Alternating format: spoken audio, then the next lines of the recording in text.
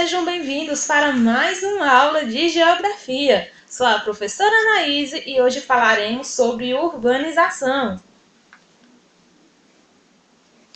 Para darmos início ao nosso conteúdo de hoje, veremos o conceito de cidade. Cidade é uma aglomeração de pessoas em determinada área geográfica, ou seja, uma região, possuindo diversas casas próximas entre si, além de exercer moradia, possui a atividade administrativa, comercial, industrial e cultural. De acordo com a ONU, atualmente cerca de 55% da população mundial vive em áreas urbanas.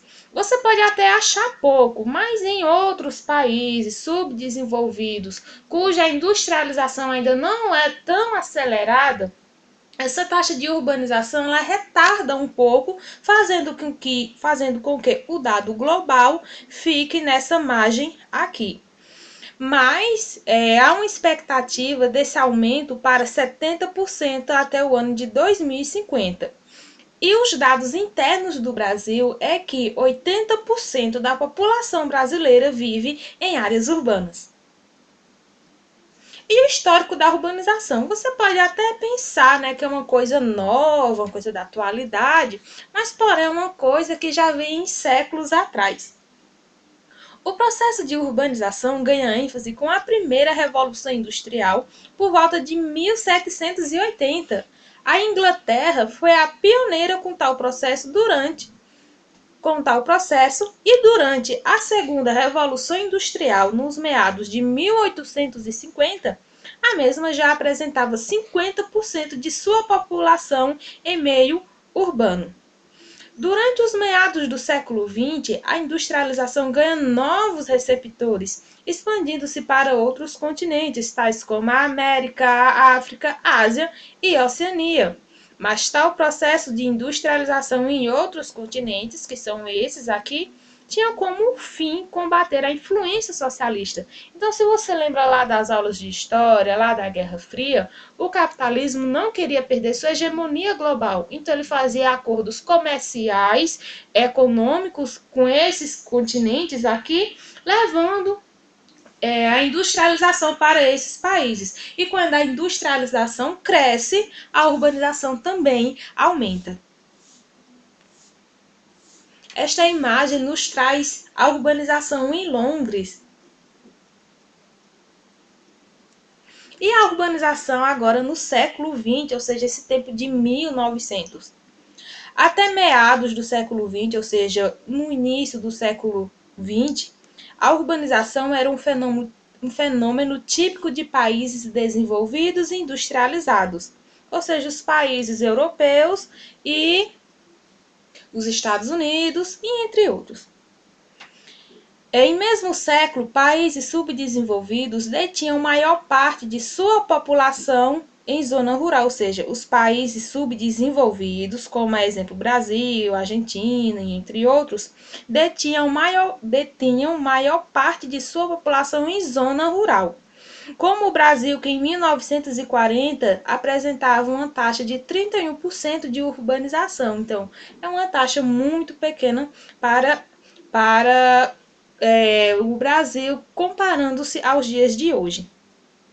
Na segunda metade do século XX, a urbanização expandiu-se e alcançou países subdesenvolvidos. Na América Latina, os primeiros países a obter o processo de urbanização em maior escala foram aqueles cuja industrialização acelerou-se, como Argentina, Brasil e México. Então, a industrialização é um fator muito importante para que a urbanização venha a ocorrer. Há também outros fatores, mas não abordaremos na aula de hoje. Então, agora iremos trabalhar alguns conceitos que vocês talvez já tenham vistos por aí.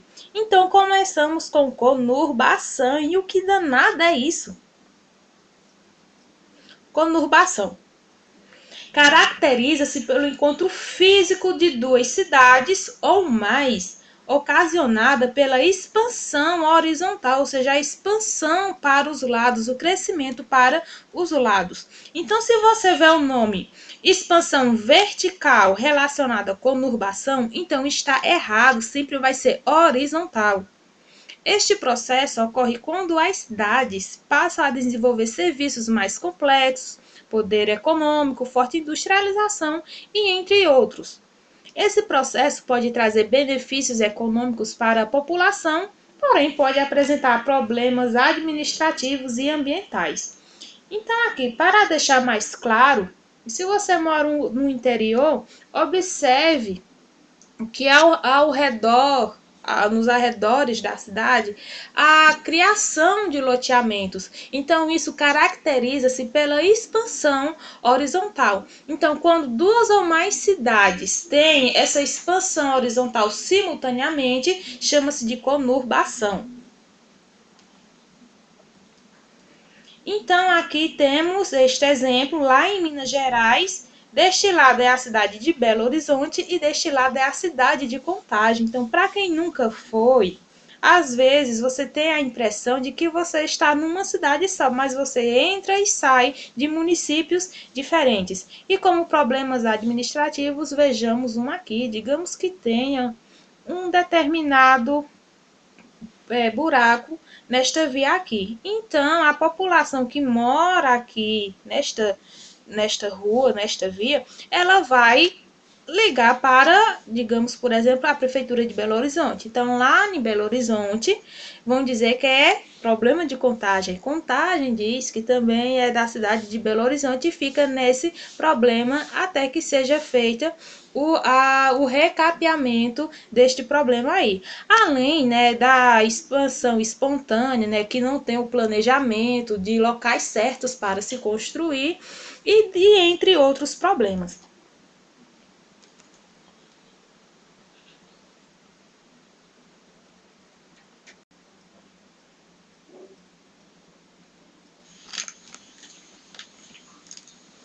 Ainda tratando de conurbação, a conurbação ela não ocorre apenas em cidades capitais e suas vizinhas, ou seja, Recife e suas vizinhas, Fortaleza e suas vizinhas, São Paulo e suas vizinhas. Não, esse processo também vai estar ocorrendo em cidades ao interior dos estados. A exemplo, tem-se o estado do Ceará possuindo duas regiões metropolitanas ou zonas metropolitanas, é a mesma coisa. A segunda zona é a zona metropolitana do Cariri ou do Juazeiro do Norte, também é a mesma coisa. Com destaque as cidades do Juazeiro do Norte, Barbalha e Crato, conurbadas devido à importância econômica, cultural, econômica e religiosa. Então, olha, a segunda zona metropolitana do Ceará situa-se aqui no sul do estado. E para que uma segunda zona metropolitana passe a ser oficialmente reconhecida, o governo tem de reconhecer esta nova região. Por quê? A logística aqui vai ser diferente, já que as cidades vão estar encontradas fisicamente, ou seja, conurbadas. Isso aqui vai mudar, o processo administrativo delas vai ser diferente, porque o fluxo de indústrias, o fluxo de pessoas, de transportes, vai ser maior. Então, há um tratamento diferente para estas regiões. Então, as três principais cidades aqui é Crato, Crato, Barbalha e Juazeiro do Norte. E lembrando que Juazeiro do Norte é a capital regional responsável por ser a cidade de mais influência sobre todas as demais aqui. E Crajubá é o apelido desta zona metropolitana lá do Ceará. Então, se você vê esse nome Crajubá, é a segunda zona lá desse estado.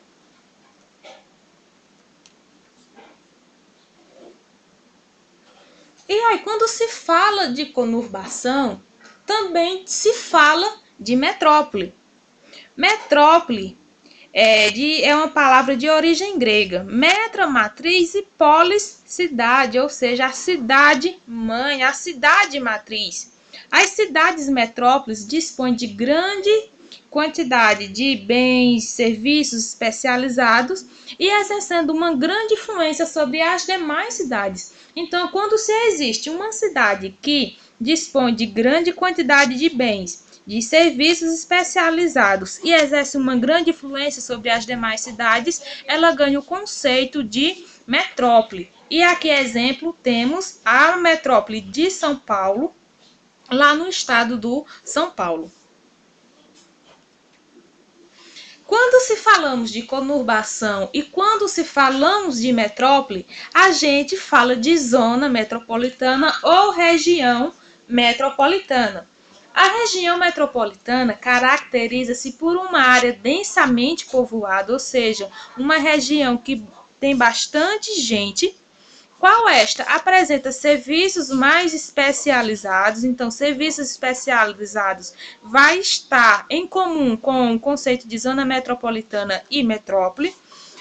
Tem grande poder econômico e alta industrialização nesta região aqui, como por exemplo, formada por mais de um município, sendo que estes sofrem do efeito da conurbação e geralmente ocorre com as cidades metrópoles e suas cidades vizinhas, ou em cidades denominadas capital regional e suas vizinhas. Então, quando a zona metropolitana ela não é formada por uma cidade metrópole, ela vai ser formada por uma cidade denominada capital regional, como no exemplo do estado do Ceará, que é a cidade do Juazeiro do Norte, que faz influência sobre todas essas demais cidades aqui. Já neste exemplo, temos a cidade denominada metrópole, a cidade Recife, que exerce grande influência diretamente sobre estas cidades vizinhas aqui, e quando esses serviços mais especializados, alto poder de industrialização, bens e serviços vai ser maior, estas cidades vão se conurbar e formar uma zona metropolitana. E lembrando que esta zona metropolitana aqui, ela exerce influência sobre, primeiramente, as primeiras cidades aqui, suas cidades vizinhas, e sobre as demais cidades localizadas em seu estado. E além de outros estados da região que veremos mais um pouquinho na frente com mais detalhes. E aí, à medida que as metrópoles elas vão ficando mais especializadas, elas vão se encaixando em categorias diferentes. Então, metrópole não é uma coisa só, uma coisa padrão. Quanto mais especializada e quanto mais influência maior ela terá, ela vai ter uma categoria diferente. Então, começamos com a metrópole nacional. A metrópole nacional vai ser aquela que exerce influência em todo o território nacional. Exemplo, aqui no Brasil temos a cidade de Brasília, São Paulo e Rio de Janeiro. Então, aqui, neste esquema, começa com a metrópole nacional. Então, a metrópole nacional ela vai influenciar a metrópole regional, vai influenciar o centro regional ou capital regional, ela vai influenciar a cidade local e vai influenciar as vilas. Agora veremos a segunda categoria das metrópoles. Temos agora a metrópole regional. São aquelas que exercem influência sobre seu estado e suas cidades, e além de exercer influência em outros estados em determinados casos. Não são todas as metrópoles regionais que vão influenciar demais estados de sua região, como exemplo aqui no Nordeste, Fortaleza exerce uma grande influência sobre todo o território do Nordeste. Recife, a mesma coisa.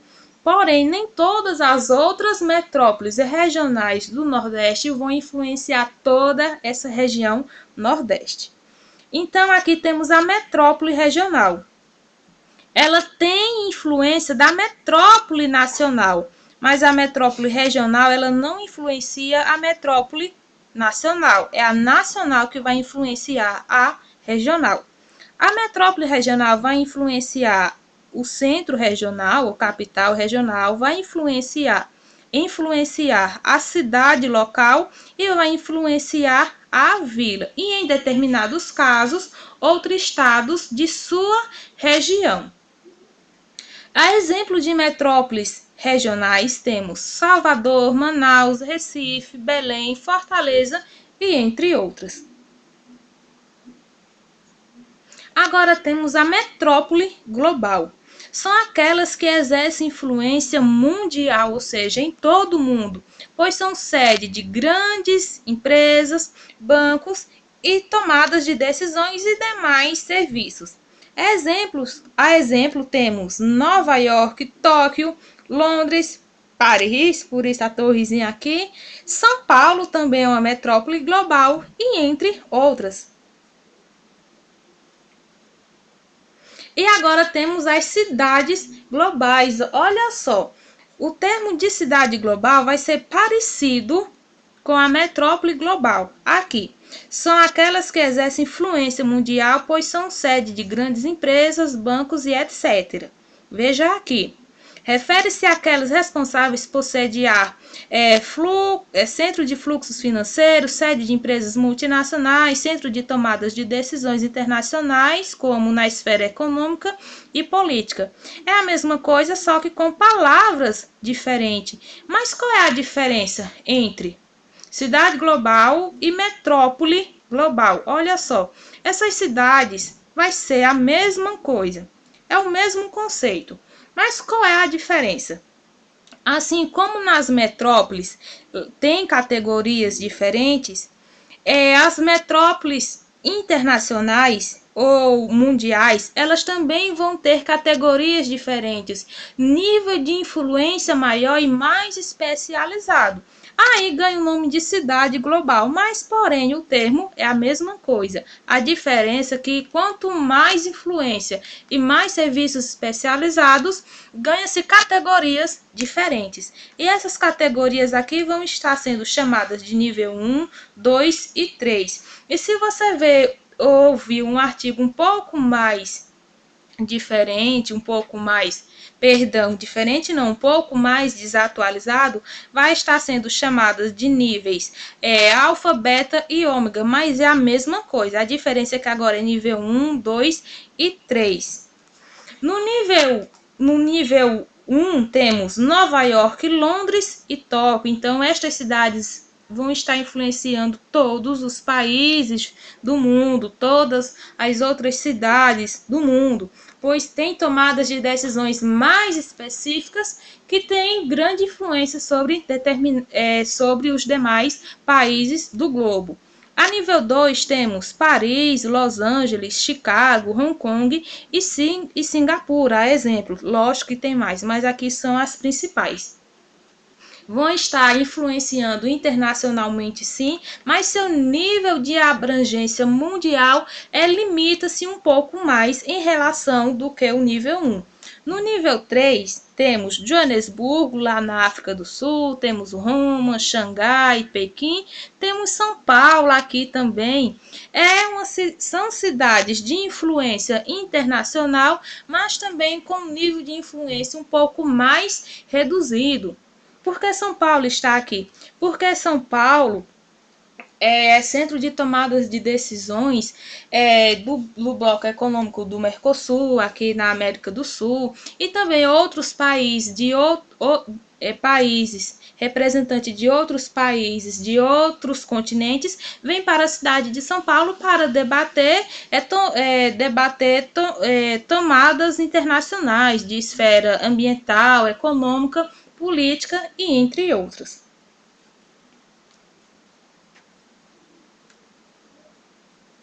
E agora vamos para o conceito de megalópole. Megalópole é o encontro físico de metrópoles ou zonas metropolitanas diferentes. Então, as metrópoles ou as zonas metropolitanas, elas vão se encontrar, formando aí uma megalópole. A primeira megalópole surge nos Estados Unidos por volta dos anos 60 e a segunda ocorre no Japão. Antes era apenas um fenômeno evidenciado apenas em países desenvolvidos. Com o aumento da população urbana e maior índice de industrialização em países subdesenvolvidos, este fenômeno passa a ocorrer nos mesmos, como é exemplo do Brasil. Então, antigamente no Brasil não se tinha megalópole. Então, novamente eu digo, se você estiver lendo um artigo um pouco mais desatualizado, lá vai estar dizendo que não existe megalópole no Brasil, mas atualmente temos sim uma megalópole, que é um encontro físico de duas zonas metropolitanas diferentes. Então, aqui, olha, é o encontro, a do Brasil é o encontro da zona metropolitana do São Paulo com a zona metropolitana do Rio de Janeiro. A primeira megalópole brasileira atinge cerca de 32 milhões de habitantes numa extensão de aproximadamente 83 quilômetros, chamada de megalópole do Sudeste brasileiro. Então, o que faz essas zonas metropolitanas diferentes se encontrarem? Grandes e principais indústrias, tecnopolos, centros de pesquisas, indústrias bem mais específicas, como aqui de aeronáutica e armamentos, indústrias automobilísticas e petroquímicas, e aí chega um tempo que a barreira geográfica não é mais o limite e estas zonas metropolitanas se juntam. E possivelmente a segunda zona, a segunda megalópole brasileira vai ser situada aqui no Nordeste, que é o encontro que será possivelmente o encontro da zona metropolitana do Recife com a da Paraíba, mas o governo precisa reconhecer. E agora temos megacidades, termo para qual a ONU designa cidades que possuem mais de 10 milhões de pessoas. Este tipo de cidade passa a exigir ações políticas e administrativas mais complexas, principalmente em serviços comerciais, saúde, transporte, educação, habitação e entre outros. Então, megacidades é mais fácil. Sempre serão aquelas cidades com mais de 10 milhões de pessoas, de 10 milhões de pessoas à frente, megacidade. E aqui temos o ranking das primeiras megacidades. A exemplo, temos São Paulo aqui novamente, olha, com 20 milhões 262 mil habitantes. Olha só, cuidado! Algumas cidades possuem vários termos ao mesmo tempo. A exemplo, tem-se a cidade de São Paulo, a mesma é uma mega cidade, pois possui mais de 10 milhões de habitantes. É uma metrópole nacional e global. Também é uma cidade global de nível 3, comandando a zona metropolitana do São Paulo e fazendo uma inserção com a megalópole do Brasil. Então, não é nada que vocês não tirem de letra, é só prestar atenção mais um pouquinho que vocês vão tirar 10. E se você quer memorizar um pouco mais, faça esse exercício aqui, encontre semelhanças com algumas cidades e faça esta brincadeira aqui, os vários termos com uma cidade só.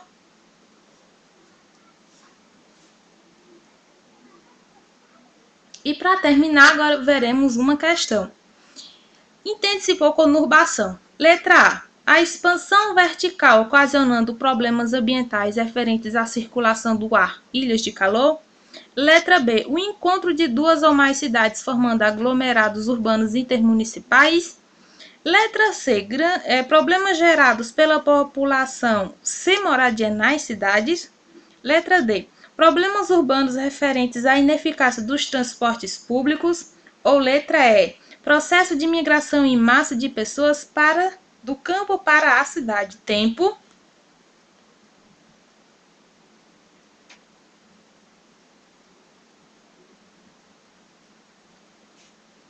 E a resposta vai ser a letra B.